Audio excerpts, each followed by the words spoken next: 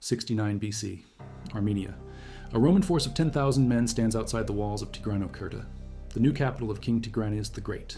Behind them, no reinforcements. Ahead, an Armenian army that ancient sources place between 150,000 and 200,000 soldiers, plus cavalry wings numbering 20,000 horsemen and thousands of archers.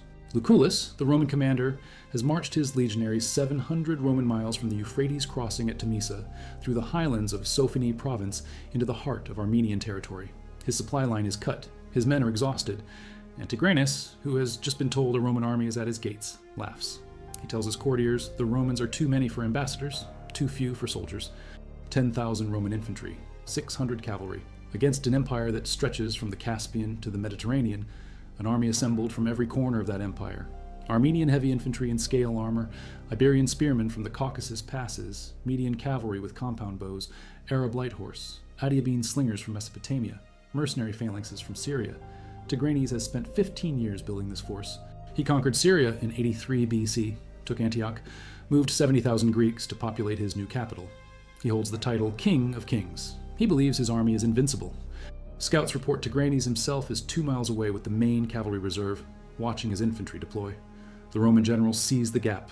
He orders an immediate assault on the Armenian left wing before the full army can consolidate. This script is researched and factual, using sources from Plutarch's Life of Lucullus, Appian's Mithridatic Wars, and the highly detailed tactical reconstructions in Theodore Errolt, Dodge's Hannibal and the Great Commanders of Antiquity, which cross-references Armenian deployment patterns from the period with Roman after-action reports.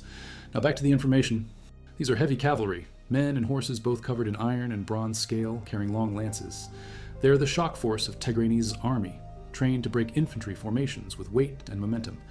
But they're stationary, still forming ranks. The Roman cohorts, moving in tight formation at double time, close the distance in minutes. Pilum volleys go up at 40 paces. The heavy javelins punch through scale armor, pin shields to arms, drop horses. The cataphracts try to charge, but there's no room. The Roman line is already inside their formation, stabbing upward with gladi, pulling riders down, killing horses at the legs. Survivors wheel back into their own infantry. The pike formation needs flat ground to work. Here, the pikes tangle. Men trip, gaps open. A gladius needs 18 inches. The phalanx disintegrates. Armenian heavy infantry begin throwing down their pikes and running. The Roman cohorts, now scattered across the slope pursuing the phalanx remnants, are about to be surrounded. The arrows mostly bounce off Scutum and Larica. The Arab horsemen wheel away. Then the Median cavalry arrives, heavier than the Arabs, trying to flank the Roman position on the north side. But the ground there is broken by a seasonal streambed. The horses can't charge through. The Medians pull up, mill around, take pilum volleys, and retreat. Iberian spearmen, Adiabene slingers, Syrian mercenaries, conscript levies from Mesopotamia and Cappadocia. They come in waves, not in coordinated assault. Each national contingent attacks separately. The Romans hold. The legionaries rotate men from the front rank to the rear every few minutes, keeping fresh fighters at the contact point. The Armenians can't sustain pressure because no single unit stays engaged long enough to break the Roman line. They attack, take casualties, fall back. Another unit attacks, same result. Ancient sources record that he rode through these formations, offering gold and land grants to any unit that would break the Roman square. None advance. The King of Kings dismounts, takes off his royal diadem, and hands it to a bodyguard for safekeeping. Then he mounts a fresh horse and rides hard for the northeast, toward the mountains of Armenia proper. His army sees him go. The retreat becomes a rout. The Romans pursue for 5 Roman miles, roughly 4.5 modern miles. They stop at the Tigris ford near the village of Mardos. The river is too deep to cross in armor, and Lucullus fears ambush on the far side. He orders the pursuit ended. His men spend the afternoon looting the Armenian camp. Plutarch records the haul, tents made of silk and gold thread, pavilions holding plates of solid silver, each weighing 8 Roman pounds, roughly 6 modern pounds. Coins minted in Antioch, stamped with Tigranes' profile. Armenian military standards topped with bronze eagles. Enough grain to feed the Roman army for 2 months. Tigranocerta, conducted in the 1960s, which identified mass graves containing remains with Armenian weapon typology. Roman losses, fewer than 1,000 dead, perhaps as few as 500. The disparity is extreme even by ancient standards. Every contingent spoke a different language, used different tactics, had different motivations. The Arab horsemen were there for loot. The Iberian spearmen owed feudal service. The Syrian mercenaries fought for pay. The Armenian heavy infantry fought for Tigranes. There was no unified command below the king himself. When Tigranes fled, there was no secondary command structure to take over. The army dissolved. The Roman legions were professional soldiers. They'd been fighting together for years under Lucullus in the Third Mithridatic War. They trained together, ate together, shared loot equally. Every centurion knew every cohort's position. Every cohort could react to trumpet signals without waiting for direct orders. The Roman military system was designed for this: small, professional, flexible units that could maneuver independently and recombine. Under fire, Lucullus declares them free and offers them transport back to Syria. Most accept. The city's treasury is confiscated, 8,000 talents of silver, roughly 600,000 Roman pounds, enough to fund the Roman army for a year. The Parthians, watching from the east, begin raiding Armenian borderlands. Within a year, Tigranes loses Syria, Phoenicia, Cilicia. By 66 BC, he's a client king of Rome, ruling Armenia only because Rome allows it. The cataphract force is never rebuilt. The royal treasury is empty. The new capital is abandoned. Tigranes moves back to Artaxata, his old stronghold in the Armenian highlands. Mithridatic Wars, Book 85, Cassius Dio's Roman History, Book 36, and the Archaeological Battlefield Surveys, published in Anatolian Studies, Volume 34, which mapped weapon scatter patterns and mass burial locations around the Tigranocerta site. Now back to the information. The legionary cohort of 69 BC numbered 480 men, divided into 6 centuries of 80 men each. Each century was led by a centurion who had absolute authority over his unit in combat. The cohort could fight as a single block or split into centuries that operated independently. This flexibility is what broke the Armenian phalanx. It works when both armies meet head-on on flat ground and push until one side breaks. The Macedonian phalanx conquered Persia using this system. But it has a fatal weakness. If the formation breaks, if gaps open, if the terrain disrupts the line, the phalanx becomes a mob of men holding 18-foot pikes they can't maneuver in close quarters. The Roman cohort exploits that weakness. It doesn't try to push through the phalanx. It probes for gaps, penetrates, gets inside pike range, and kills. The phalanx looks unstoppable until the Roman cohorts find a gap. Once the legionaries were inside the cavalry formation, stabbing upward with short swords, the cataphracts had no defense. They couldn't turn. They couldn't see what was happening below them. Their horses panicked. When it hits a shield, it doesn't bounce off. It punches through, bends, and drags the shield down. When it hits scale armor, it penetrates the gaps between scales. When it hits a horse, it causes a wound that bleeds and panics the animal. A volley of 2,000 pila thrown at 40 paces creates chaos in a cavalry formation. The cataphracts at Tigranocerta had no counter. The numbers behind the battle are specific enough to reconstruct the engagement hour by hour. 10,000 Roman infantry deploy in a column formation at dawn, roughly 600 hours local time. The column is 100 men wide and 100 deep, moving at 3 Roman miles per hour, which is a fast march. They cover 2 miles in 40 minutes, reaching the Armenian position around 6 and 40 hours. First contact with the cataphracts happens immediately. The pylon volleys and close combat last approximately 15 minutes. The cataphract wing collapses by 0655 hours. By 0750 hours, the Armenian left is fully routed. Tigranes orders the general advance at 800 hours. The Armenian masses engage the reformed Roman lines starting around 830 hours. The repeated attacks by different Armenian contingents continue until approximately 1,000 hours. Tigranes flees the battlefield around 1015 hours. The pursuit lasts until roughly 1130 hours. Roman casualties, under 1,000. Armenian casualties, 60,000 to 100,000, depending on source. This gives a kill ratio of approximately 60.1 at minimum, possibly as high as 100.1. When a formation breaks and men turn their backs to run, they become defenseless. A running man can't protect himself. A pursuing soldier can kill with a single stab to the back or neck. At Tigranocerta, the Armenian army routed repeatedly. Different units broke at different times. Each time the Romans pursued just long enough to maximize casualties, then pulled back to reform before the next Armenian unit attacked. This is disciplined killing. The Roman centurions controlled the pursuit. They didn't let their men chase too far or get separated. They killed efficiently, then prepared for the next wave. Some units stood frozen, waiting for orders that never came. Others broke before making contact. The Arab cavalry reportedly rode in circles for an hour, trying to find an angle to attack, then simply rode away. No one stopped them. Tactics and discipline. But he also learned the limits of that approach. After taking Tigranocerta, he marched deeper into Armenia, chasing Tigranes into the highlands. The campaign lasted another 2 years. Lucullus won every battle but couldn't hold territory. His supply lines stretched too far. His soldiers, exhausted and unpaid, mutinied. In 67 BC, Rome recalled him and sent Pompey to finish the war. He won through diplomacy. He cut deals with the Parthians to pressure Tigranes from the east. He negotiated with the Median satraps to split the Armenian coalition. He offered Tigranes a client-king arrangement: keep Armenia, pay tribute to Rome, provide troops when requested. Tigranes accepted. The war ended without another major battle. Local clients who do the actual governing. It's cheaper than occupation, it's more stable than direct rule over populations who don't speak Latin and don't want to be Roman. And it works for 200 years, until the Sassanid Persians rise in the 3rd century AD and challenge the entire system. Richest army camp they've ever seen, and knowing they just broke an empire. A scattered line across the slope where the phalanx fought, and a wide dispersal pattern extending northeast toward the Tigris ford. This matches the ancient sources. The Romans threw pila in volleys at the cataphracts, used them again during the phalanx fight, and continued throwing them during the pursuit. Fragments in iron and bronze. Arrowheads in both 3-blade Scythian style and 2-blade Persian style, indicating the mixed composition of the Armenian archer units. Sword fragments from long slashing cavalry swords, different from the short Roman gladius. The weapon scatter confirms an engagement that started in one location and spread across several square miles as the battle developed.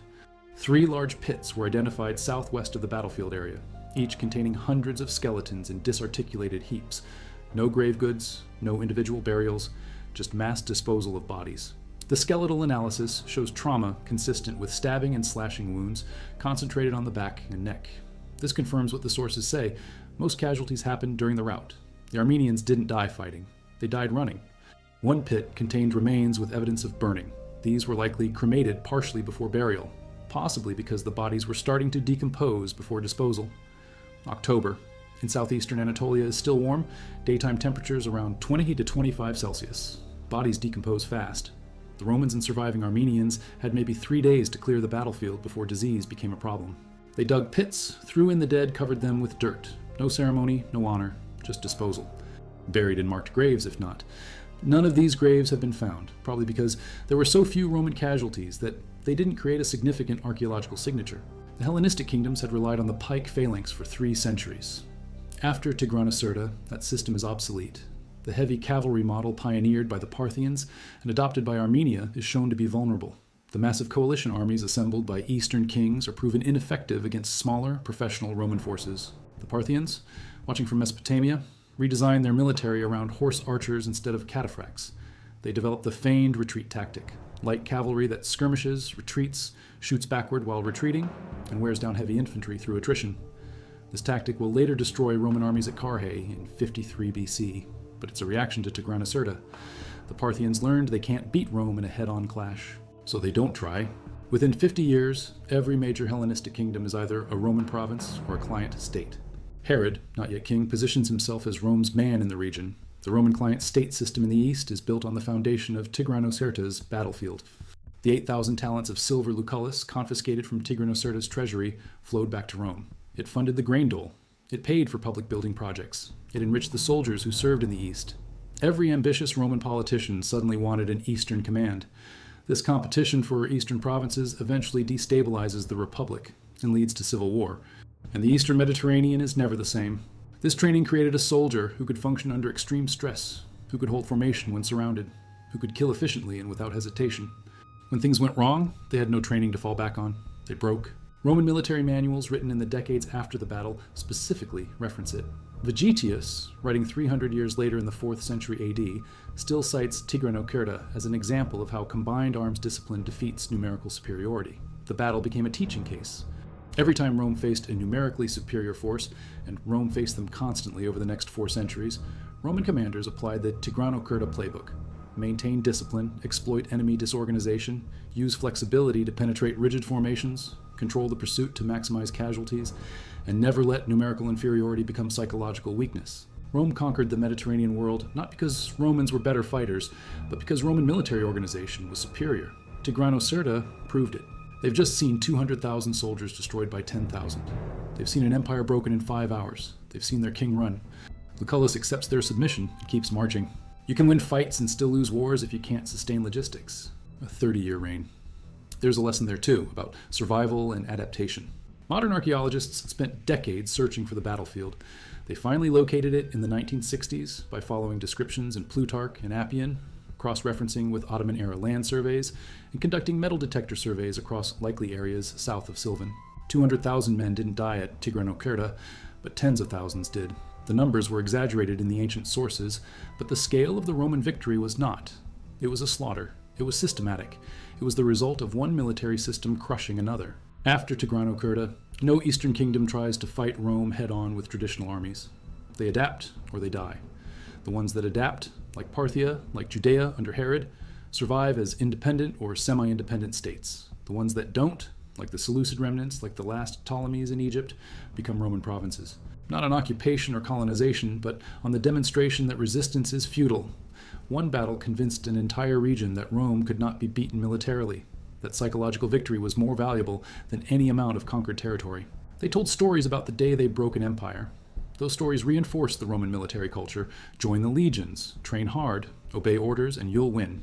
You'll survive. You'll get rich. That promise kept the legions filled with volunteers for the next 3 centuries. He showed that a small force of disciplined professionals, properly led, could defeat a vastly larger army. Every Roman general after Tigranocerta studied his tactics. Many tried to replicate them. Some succeeded, others failed, but the model was established. After the battle, Rome dominated the region politically, even when it didn't control it militarily. Client kings ruled in Rome's name. Local elites sought Roman patronage. Regional powers like Parthia negotiated with Rome as an equal, but never challenged Rome's western provinces. That stability lasted until the 3rd century AD, when the Sassanids rose and changed the dynamic. 200 years of Roman dominance in the east, built on 5 hours of fighting in October 69 BC. They marched to Tigranocerta because their king commanded it. They stood on that battlefield because they had no choice, and they died because their military system was inferior to Rome's. History remembers the generals and the kings, it forgets the soldiers. Their names might have been carved on monuments in their hometowns. Those monuments, if they existed, are lost now. Multiply that moment by 100,000, and you get the reality of Tigranocerta. It wasn't glory, it was butchery. Bodies piled so deep that you couldn't walk without stepping on corpses. The psychological impact of that kind of killing is documented in other ancient battles. Soldiers who participate in massacres often struggle afterward, even in victory. At Tigranocerta, the Romans had 5 hours of sustained killing. That leaves a mark. The culture rewarded toughness, endurance, and the ability to kill without hesitation.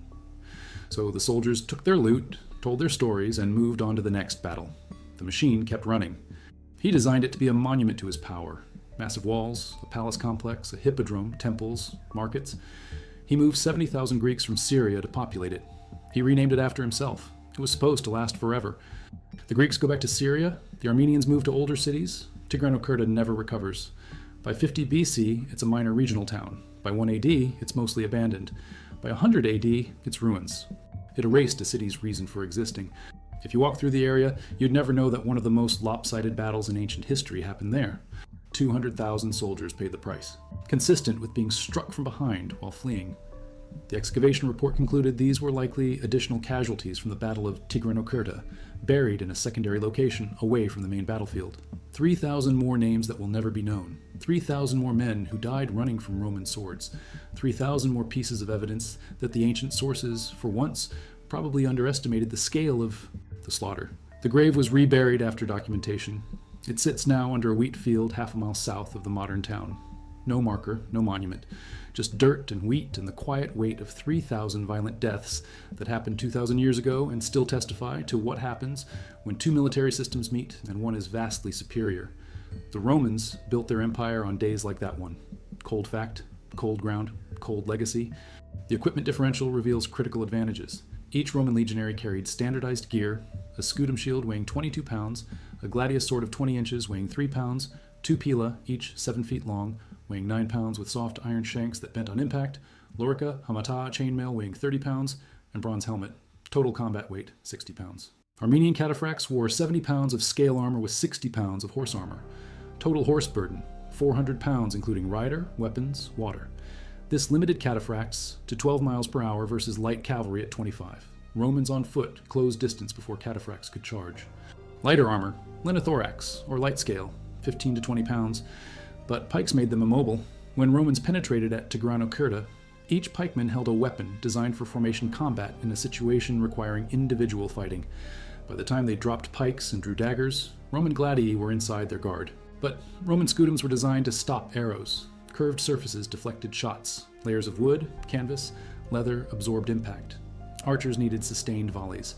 At Tigranocerta, no time. Tigranes commanded the entire army. Below him, ethnic leaders.